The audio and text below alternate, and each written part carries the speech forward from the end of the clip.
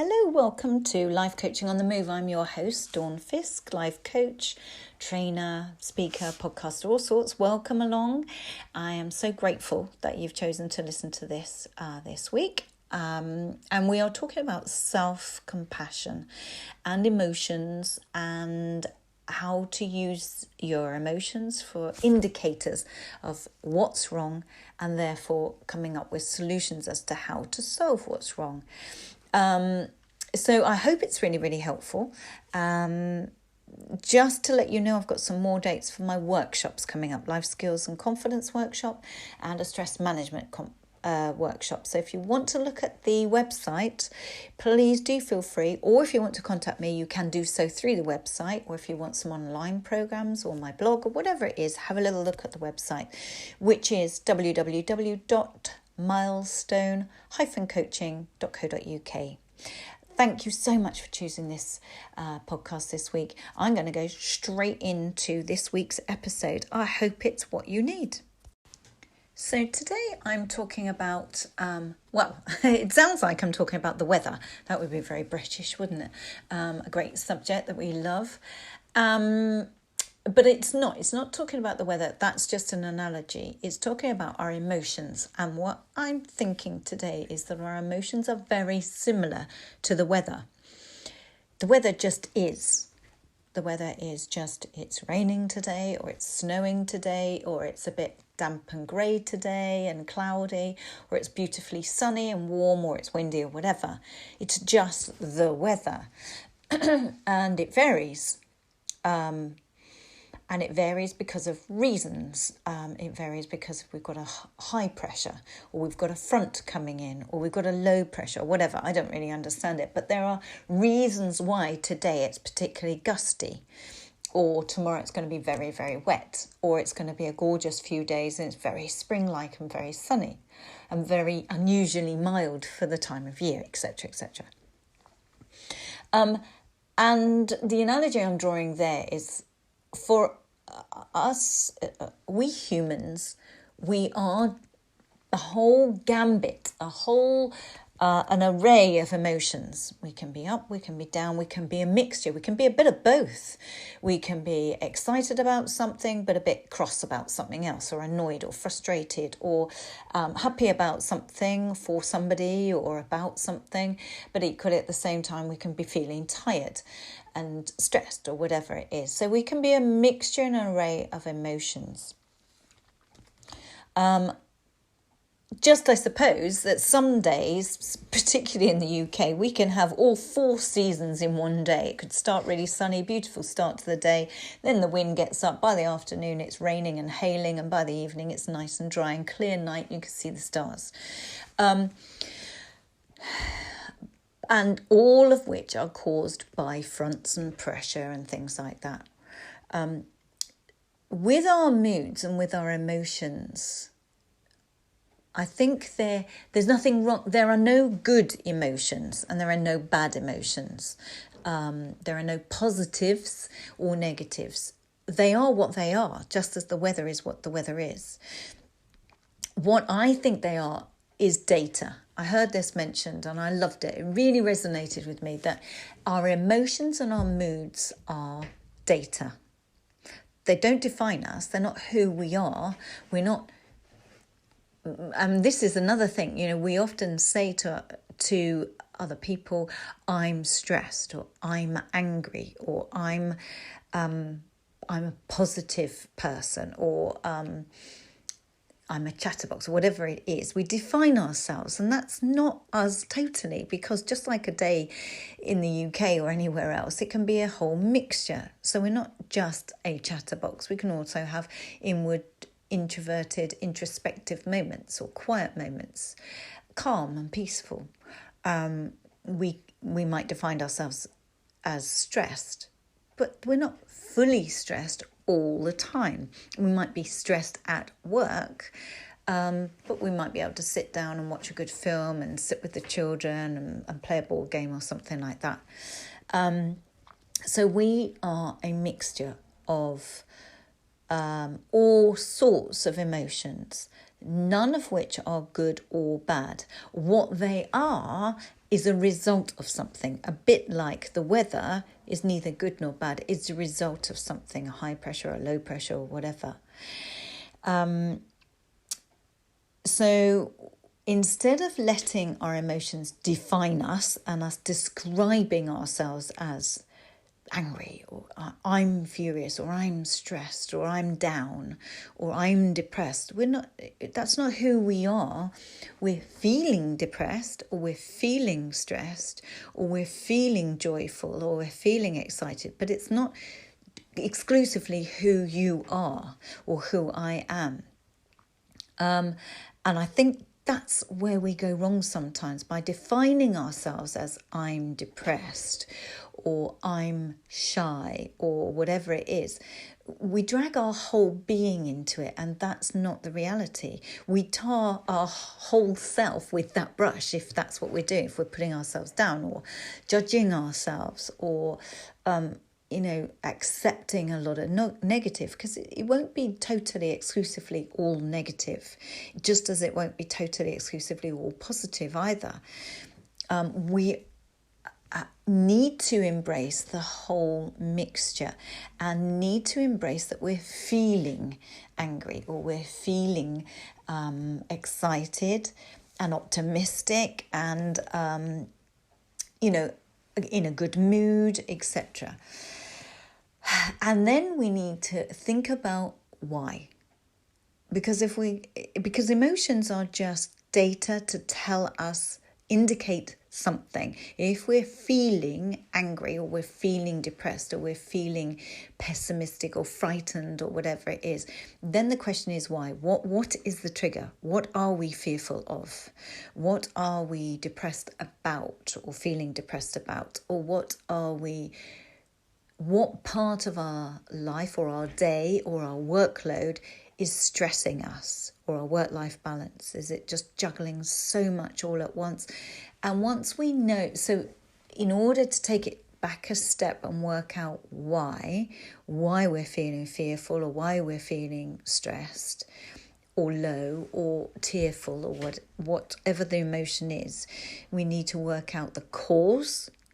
Then when we've found out what the cause is, we can set about trying to find a solution. So here I'm talking about taking a much more proactive, self-compassionate approach, rather than just label ourselves something, resign ourselves to that thing, particularly if it's negative, and we're judging ourselves. It's stopping that. It's then seeing it in context. It's not the whole of our life that feels stressed, it's this bit, or it's not the whole of me that feels fearful. I'm fearful about this thing. We can then set about trying to find the root cause and therefore trying to find a solution and deciding on some actions, deciding on some strategies and deciding on some steps to solve it. And that's where self-compassion comes in, because there are so many studies that show the amazing benefits of self-compassion on our well-being. There's also lots of studies to show that us in the UK and in fact America are very, very poor at it. We're one of the lowest countries for it. We're not very self-compassionate at all.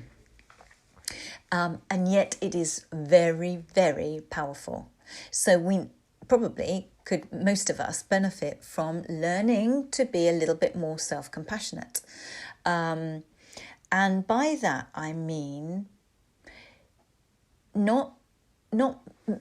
it's self-compassion is not about making excuses for ourselves. It's not labeling ourselves or just accepting and resigned to it and just saying that's who I am. That's not who we are.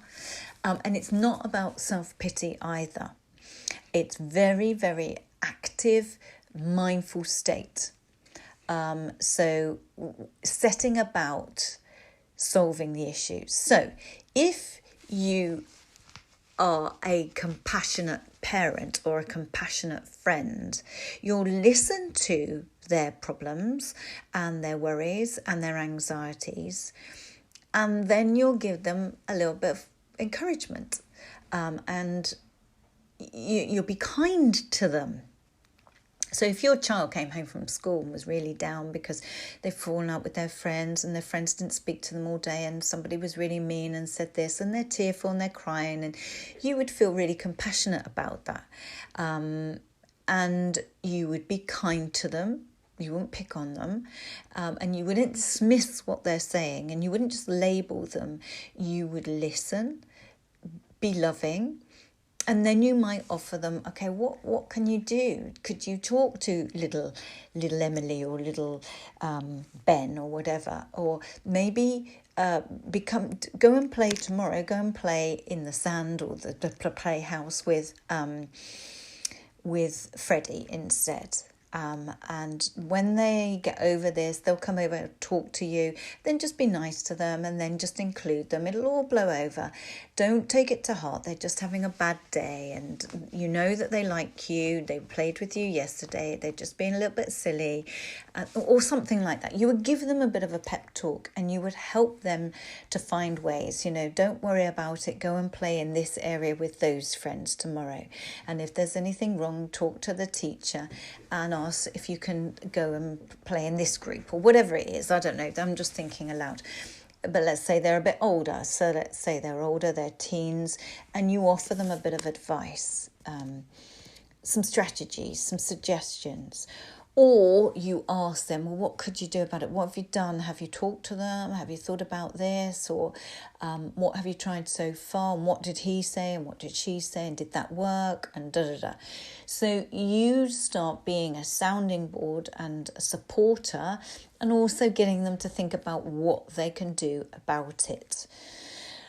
And how they can solve this issue, or they got told off because they didn't do very well in their homework. Okay, now they're in trouble, so how can we address this? Okay, you've got different homework this week. What can you do? Do you want me to help you? Should we Google some research? Have you got a book on it?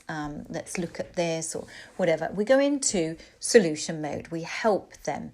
What can we do to enable them to solve this issue, this topic, this upset? That's compassion. And that's what we need to do for ourselves. So the emotion is the signal. We've got to work out what's going on, but we don't have to pity ourselves. We don't have to accept it, but we need to be self-compassionate, be kind, and think, well, okay, I'll feel better if I have a nice warm soak in the bath, or I'm not going to do any work tonight. I'm going to give myself the night off because it's stressing me. I need to do some relaxation. I need to maybe do some yoga tonight. So we stop being self-critical. We stop beating ourselves up. We start being a friend, just as we would to our children or to our best friend or to a loved one that have poured out all of their issues. So if you want to call it self-compassionate, you can. If you want to call it a friend to yourself, you can. It's not all sort of Pollyanna and all sickly. I don't want to put people off, especially as I know now that in the UK we are renowned for being poor at this. But if we do practical exercises in looking after ourselves, and we can call it what we want. We want to call it being a self-compassionate or a compassionate parent to ourselves, or friend to ourselves, or whatever. But it's about self-care, finding a solution, supporting ourselves, being an ally. It's a bit like going into, instead of criticizing ourselves, it's stopping the negativity, stopping the criticism. If you were going into battle, would you want to go into battle with an enemy that criticizes you the whole time? Or would you want to go into battle with an ally that's right behind you, got your back, sorting you out, looking after you, protecting you? That's what it's about. Because life is difficult. It's got its challenges. That's what life is. And it will always be that way. We will always have bumps in the road, without a doubt. It's not all smooth. That's what makes life interesting. It makes us resilient. It makes us interesting, and our days and our lives. And it gives us stories to say and to share with people, and experiences and all the rest of it. That's what life is. But if we can look after ourselves and get ourselves through it and be kinder to ourselves instead of that onslaught of criticism and chipping away at our own confidence, having that voice in our head that is just mean, spiteful, nasty, puts us down, chips away at us, attacks us, criticizes us. That's horrible. We must stop doing that. It needs to be an ally. I've got your back. Let's look at this. Let's find a solution. What can we do about this? What's it telling us? What's this emotion telling us? Why? Where did it come from? How can we solve it, etc.? You will come out of it much sooner. You will use the emotion for what it is, which is data, in order to turn it round into a strategy. You will come out of it sooner. You will become more resilient, a kinder person to be around. And when you've learned to do this for you, you will automatically then be so much better at doing it for others as well. So we owe it to others, don't we? I always say this, self-care, me time, self-compassion, all of that is not selfish. It absolutely isn't, because everybody around us will benefit. So it's selfless. If you've got children, they'll benefit from you being more compassionate to yourself. You'll also be more compassionate to them too. If you're a colleague, if you're a team, a line manager, whoever you are, a parent, a child of, an adult child to your parents, you will be better at it. And a nicer person to be around if you can look after and be self-compassionate to you first. It will filter out to others around you, without a doubt. You'll be better in your relationship, friendships, the lot. So this is worth working on. So as a practical approach, I would really strongly recommend listening to your emotions and asking, what three emotions have I got overriding today? Where have they come from? What has caused them? What's at the root of them? What's the trigger? And what can I do about it? How can I be kind to myself? How can I have my own back, look out for myself, be an ally to myself? What can I do to improve it? Give yourself a pep talk, or talk to a friend. Commit to, right, I'm going to talk to somebody about this. I'm going to go and talk to my mum or my friend or my loved one about this, to see if I can pick their brains and see if there's a route out of this, some suggestions, or just to hear yourself clarify it in your mind by talking it out loud, or journal, or some strategies to make yourself feel better and stronger, whether it's some exercise, go for a walk, mull it over, get an early night, eat some good healthy food, make yourself feel better. Whatever it has to be, you need to be self-compassionate. We all do, as a nation, need to be kinder to ourselves. So, and I think it's topical as well with everything that we're listening to in the media at the moment, with, all the hideousness that's going on about the Met Police and women's safety, and the conversations that are going on that need to go on at the moment. But it was interesting because I was talking to my son about this, because he's, I'm female, and I wanted to talk to him about how important it is that women feel safe and men don't make them feel threatened or endangered or harm them. And actually was dead interested in listening to him, because he also was saying, yes, but he actually statistically is more at risk to go out. He's more at risk of knife crime, or being mugged, or being attacked, or drunken brawls, or street fights, or whatever. Males are much more at risk, actually, of being victims of crime than females. And he was also saying, and actually far more men are killed in wars. Second World War was so many males lost tragically in traumatic ways, hideous deaths. And he then added that men are much more likely to commit suicide as well. And so I think what he was saying was, there are issues for men too. And there are absolute issues for females too. And in fact, actually what he and I were concluding in our chat was that it's not necessarily about safety for women or safety for men. It's safety and kindness to all people. We've got to stop being aggressive and violent to anybody, men and women. If all of us were kinder to everybody and there weren't victims and there wasn't aggression and there wasn't violence towards anybody or to ourselves, it would be a far better place. So actually, I think he's right, I'm right, women are right, men are right. We all just need to be kinder to everybody. We all need to get rid of aggression and stop violence and things like that. And in fact, maybe where it should start, therefore, doing a full loop, and I hadn't even realised I was going to do that, doing a full loop is perhaps we need to show self-compassion, and thereafter, as well as, that will put us in a much stronger position to show much more compassion to our friends and other humans around us.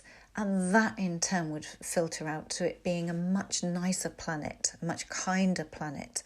And that, I think, is ultimately what we need. We need to just treat everybody better, ourselves included. So I didn't know I was going to say that. Blimey. Anyway, that was hot off the press because we only just had that conversation with him. So maybe that was why. So have a really good week. Look after yourselves, be kind to yourself and compassionate to yourself and to others. And I hope this has helped. If it has, please feel free to share it on your social media because it could be what anybody else that you know may benefit from this week. Because it does feel quite an angry, emotional week, quite rightly so. So people are raw at the moment. So it might be quite good timing. If you want to go back and listen to any previous episodes, there are about 92 other episodes on all sorts of different subjects, a whole massive array of subjects, then please do feel free to go back into the back catalogue. It might be best to start at number 1 rather than go to last week's and the week before's and that way, because you will get a better understanding of my coaching approach by starting at number 1. The first 10 are actually the ones that set out the foundation of my coaching. So have a great week, and I am really looking forward to talking to you on next week's episode of Life Coaching on the Move. And in the meantime, thank you so much for listening. It's been an absolute pleasure. Thank you.